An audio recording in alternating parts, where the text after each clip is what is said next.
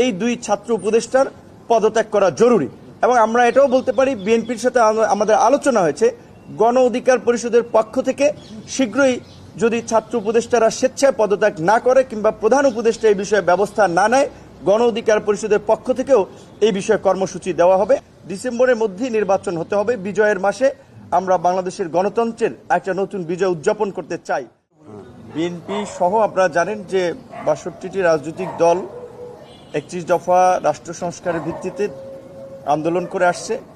যেহেতু এখন পর্যন্ত বাংলাদেশে গণতান্ত্রিক ব্যবস্থা প্রবর্তন হয় নাই, কাজে আমরা মনে করি যে আমাদের আন্দোলন এখনও শেষ হয়ে যায়নি এবং আমরা লক্ষ্য করছি যে বাংলাদেশে এখন নানান ধরনের ভূরাজনৈতিক বাস্তবতায় নানান ধরনের ষড়যন্ত্র এবং তৎপরতা রয়েছে।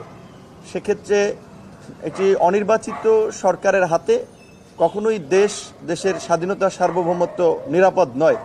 ডক্টর ইউনূস সাহেব একজন সম্মানিত ব্যক্তি, তিনি জাতির ক্রান্তিলগ্নে হাল ধরেছেন। আমরা তাকে সম্মান জানাই, আমরা তাকে রেসপেক্ট করি। তার সরকারকে আমরা সব দল সহযোগিতা করছি এবং আমরা রাজনীতির মাঠে আন্দোলন সংগ্রাম, হামলা মামলা, জেল জুলুম, রক্ত দিয়ে সংগ্রাম করে আজকের এই পতন নিশ্চিত করেছি। আমরা মনে করি দেশের ভবিষ্যতের জন্য, গণতন্ত্রের ভবিষ্যতের জন্য ডিসেম্বরের মধ্যেই নির্বাচন হওয়া উচিত। ডিসেম্বরের পরবর্তীতে নির্বাচন গেলে সেটি দেশে আরেকটা সংকট তৈরি করতে পারে। আমরা নানান বাস্তবতায় আমরা সেটি পর্যালোচনা করেছি। আর আমরা মনে করি যে জাতীয় ঐক্যমত্য কমিশনের কাছে যেহেতু ইতিমধ্যেই বিভিন্ন রাজনৈতিক দলগুলো তাদের লিখিত সংস্কার প্রস্তাবনাগুলো জমা দিয়েছে, আলোচনাও হয়েছে এবং আগামী ২-১ মাসের মধ্যেই তারা চাইলে যেই বিষয়গুলোতে ঐক্যমত তৈরি হচ্ছে সেগুলোর আলোকে একটা জুলাই চার্টার করে ডিসেম্বরের মধ্যে নির্বাচন তারা করতে পারে।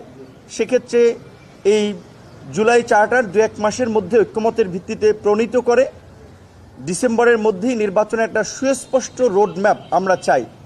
একটা অস্পষ্ট ঘোষণা ডিসেম্বর টু জুন, এটা আসলে একটা সরকারের পক্ষ থেকে এ ধরনের অস্পষ্ট ঘোষণা থাকা রাজনীতির মাঠে একটা সন্দেহ, সংশয় বা জটিলতা তৈরি করবে। সেক্ষেত্রে আমাদের পরিষ্কার দাবি, যেটা আমরা ইতিমধ্যে বিএনপি সহ অন্যান্য রাজনৈতিক দল আলাপ আলোচনা করে পরিষ্কারই বলেছি, ডিসেম্বরের মধ্যেই নির্বাচন হতে হবে। বিজয়ের মাসে আমরা বাংলাদেশের গণতন্ত্রের একটা নতুন বিজয় উদযাপন করতে চাই। একই সাথে আওয়ামী লীগের যে রাজনৈতিক তৎপরতা আমরা দেখতে পাচ্ছি যে জুলাই অগস্টের পরে গত কয়েক মাস এটা না থাকলেও এই যে পুলিশ সহ বিভিন্ন বাহিনীর উচ্চ পদস্থ পদে রদবদল করা হচ্ছে, যেখানে রাষ্ট্রের একটা স্থিতিশীলতা আসবে, বরঞ্চ আমরা দেখি সেখানে আওয়ামী লীগের রাজনৈতিক কর্মকাণ্ড কিন্তু বাড়ছে, তাদের নানান ধরনের তৎপরতা চলছে। এটা সরকারের দুর্বলতার কারণে হচ্ছে। সেক্ষেত্রে ফ্যাসিবাদের বিচার করা কিংবা আওয়ামী লীগকে নিষিদ্ধ করার প্রশ্নে সরকারের পক্ষ থেকে শক্তিশালী ভূমিকা আমরা দেখতে পাচ্ছি না। বরঞ্চ সরকারের, আপনারা শুনেছেন এর আগে বলা হচ্ছিল যে বিএনপি না চাইলে তো হতে পারে না, সেখানে বিএনপির অবস্থান পরিষ্কার করেছে। কাজে আওয়ামী লীগ এবং ফ্যাসিবাদীদের নিষিদ্ধ করার প্রশ্নেও আমরা সরকারের একটা শক্ত পদক্ষেপ আশা করছি।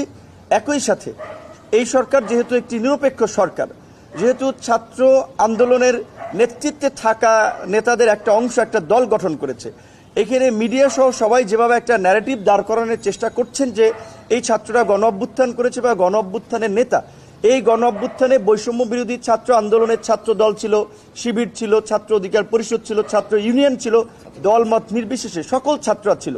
সেখানে ছাত্রদের একটা ক্ষুদ্র অংশ তারা সরকারে গিয়েছে, সেটাও আমরা সমর্থন করেছি। কিন্তু এখন যেহেতু তারা একটি রাজনৈতিক দল গঠন করেছে, তাই সরকারের নিরপেক্ষতার জন্য এই দুই ছাত্র উপদেষ্টার পদত্যাগ করা জরুরি।